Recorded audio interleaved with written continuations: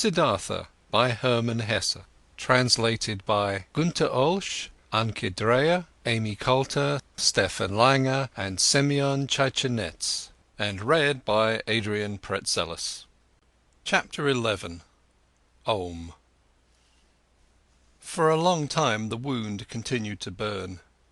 Many a traveller Siddhartha had to ferry across the river who was accompanied by a son or a daughter, and he saw none of them without envying him, without thinking, so many thousands possess this sweetest of good fortunes, why don't I?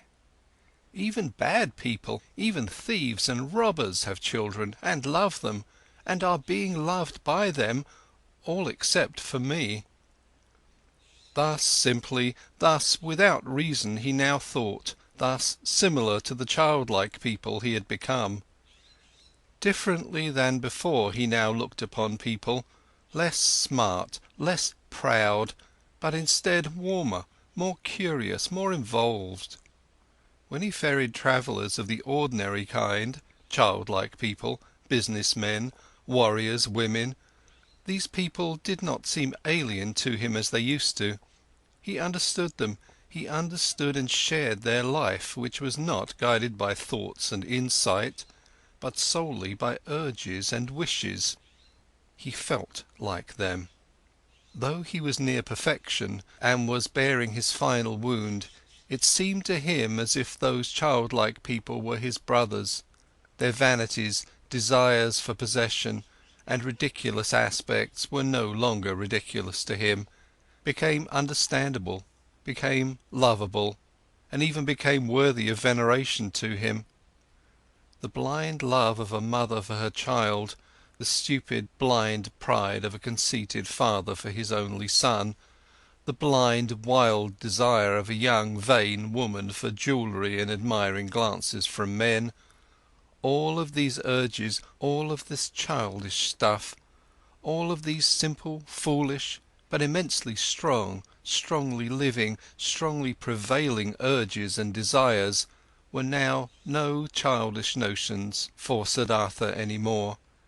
He saw people living for their sake, saw them achieving infinitely much for their sake, travelling, conducting wars, suffering infinitely much, bearing infinitely much, and he could love them for it. He saw life, that what is alive, the indestructible, the Brahman in each of their passions, each of their acts. Worthy of love and admiration were these people in their blind loyalty, their blind strength and tenacity. They lacked nothing, there was nothing the knowledgeable one, the thinker, had put himself above them except for one thing. A single, tiny, small thing, the consciousness, the conscious thought of the oneness of all life. And Siddhartha even doubted in many an hour whether this knowledge, this thought was to be valued thus highly, whether it might also perhaps be a childish idea of the thinking people, of the thinking and childlike people.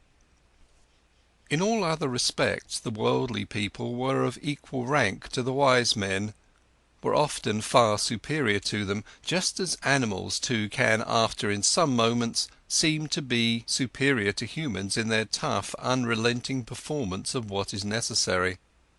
Slowly blossomed, slowly ripened in Siddhartha the realization, the knowledge, what wisdom actually was, what the goal of his long search was.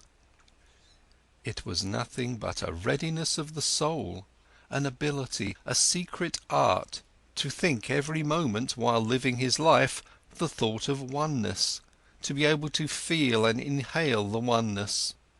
Slowly this blossomed in him, was shining back at him from Vasudeva's old childlike face. Harmony, knowledge of the eternal perfection of the world, smiling oneness. But the wound still burned.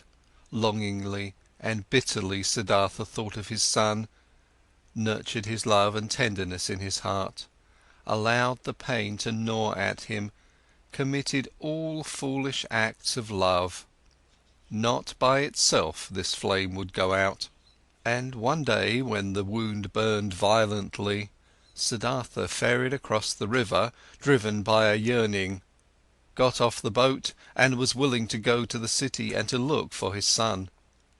The river flowed softly and quietly, it was the dry season, but its voice sounded strange. It laughed clearly. The river laughed, it laughed brightly and clearly at the old ferryman.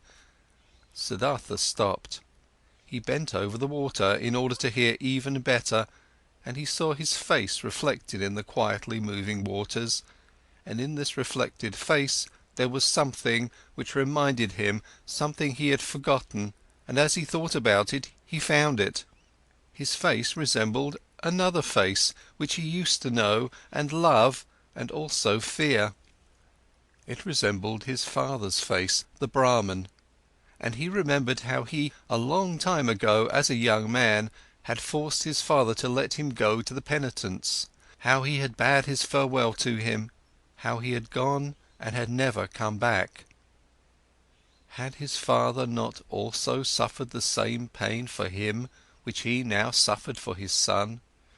Had his father not long since died, alone, without having seen his son again? Did he not have to expect the same fate for himself? Was it not a comedy, a strange and stupid matter, this repetition, this running around in a fateful circle? The river laughed. Yes, so it was. Everything came back which had not been suffered and solved up to its end. The same pain was suffered over and over again. But Siddhartha went back into the boat and ferried back to the hut, thinking of his father, thinking of his son, laughed at by the river, at odds with himself, tending towards despair, and not less tending towards laughing along at himself and the entire world. Alas, the wound was not blossoming again, his heart was still fighting his fate, cheerfulness and victory were not yet shining from his suffering. Nevertheless, he felt hope, and once he had returned to the hut, he felt an undefeatable desire to open up to Vasudeva, to show him everything, the master of listening, to say everything. Vasudeva was sitting in the hut and weaving a basket. He no longer used the ferry boat. His eyes were starting to get weak, and not just his eyes, his arms and hands as well. Unchanging and flourishing was only the joy and the cheerful benevolence of his face. Siddhartha sat down next to the old man. Slowly he started talking. What they had never talked about he now told him of his walk to the city at that time, of the burning wound, of his envy at the sight of happy fathers, of his knowledge of the foolishness of such wishes, of his futile fight against them. He reported everything. He was able to say everything, even the most embarrassing parts. Everything could be said, everything shown, everything he could tell. He presented his wound, also told how he fled today, how he ferried across the water, a childlike runaway, willing to walk to the city, how the river had laughed. While he spoke for a long time, while Vasudeva was listening with a quiet face, Vasudeva's listening gave Siddhartha a stronger sensation than ever before. He sensed how his pain, his fears flowed over to him, how his secret hope flowed over, came back at him from his counterpart. To show his wound to this listener was the same as bathing it in the river, until it had cooled and become one with the river. While he was still speaking, still admitting and confessing, Siddhartha felt more and more that this was no longer Vasudeva, no longer a human being who was listening to him, that this motionless listener was absorbing his confession into himself like a tree the rain, that this motionless man was the river itself, that he was God himself, that he was the eternal itself. And while Siddhartha stopped thinking of himself and his wound, this realization of Vasudeva's changed character took possession of him, and the more he felt it and entered into it, the less wondrous it became, the more he realized that everything was in order and natural, that Vasudeva had already been like this for a long time, almost forever, that only he had not quite recognized it, yes, that he himself had almost reached the same state. He felt that he was now seeing old Vasudeva as the people see the gods, and that this could not last. In his heart, he started bidding his farewell to Vasudeva. Through all this, he talked incessantly. When he had finished talking, Vasudeva turned his friendly eyes, which had grown slightly weak, at him, said nothing, let his silent love and cheerfulness, understanding and knowledge shine at him. He took Siddhartha's hand, led him to the seat of the bank, sat down with him, smiled at the river. "You've heard it laugh," he said, "but you haven't heard everything. Let's listen, you'll hear more." They listened. Softly sounded the river, singing in many voices. Siddhartha looked into the river, and images appeared to him in the moving water. His father appeared, lonely, mourning for his son. He himself appeared, lonely, he also being tied with the bondage of yearning to his distant son.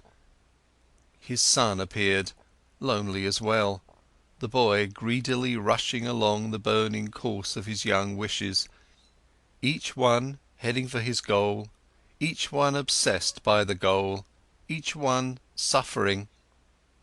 The river sang with a voice of suffering, longingly it sang, longingly it flowed towards its goal, lamentingly its voice sang. "Do you hear?" Vasudeva's mute gaze asked. Siddhartha nodded. "Listen better," Vasudeva whispered. Siddhartha made an effort to listen better. The image of his father, his own image, the image of his son merged.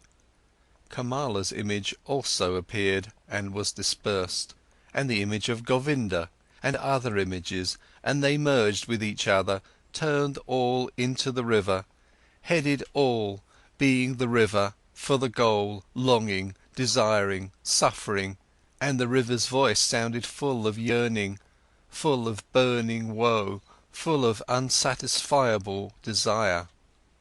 For the goal the river was heading.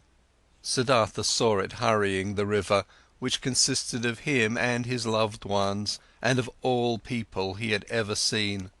All of these waves and waters were hurrying, suffering towards goals, many goals, the waterfall, the lake, the rapids, the sea, and all goals were reached, and every goal was followed by a new one, and the water turned into vapour and rose to the sky, turned into rain and poured down from the sky, turned into a source, a stream, a river, headed forward once again, flowed on once again. But the longing voice had changed.